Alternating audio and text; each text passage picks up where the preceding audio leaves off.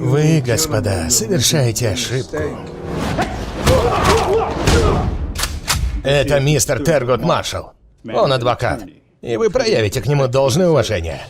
До того, как он стал первым чернокожим в составе Верховного суда, мой прадедушка был рабом.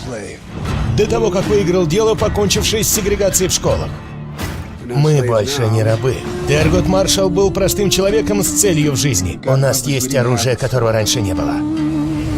У нас есть закон. Детка, в этом городе никогда еще не было негра-юриста. Эй, бро! Будь осторожнее.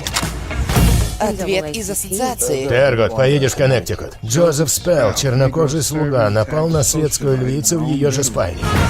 Это дело продемонстрирует, могут ли цветные рассчитывать на правосудие в США. От тебя зависит всего лишь 13 миллионов негров. Неужели ни один из вас в меня не верит? У тебя самого уверенности на нас всех хватит. Основано на реальных событиях. Я представляю только невинных людей, которых обвинили из-за цвета кожи. В этом моя цель. Я ту девушку пальцем не трогал.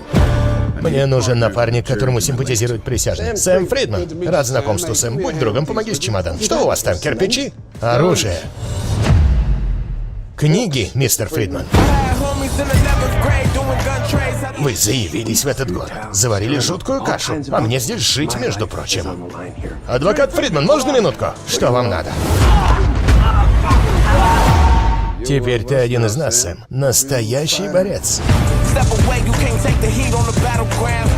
Видимо, они оба нам лгали. Он на меня напал. Советую согласиться на сделку. Вы солгали под присягой. Почему вы это сделали? Почему я солгал? Потому что правда меня убьет. В октябре. Начало пути, хотите выйти на свободу? Человека придется драться. Который изменил Америку. Достучаться до фанатиков можно, только выломав дверь. Маршалл. Только для белых. You can't stop me now.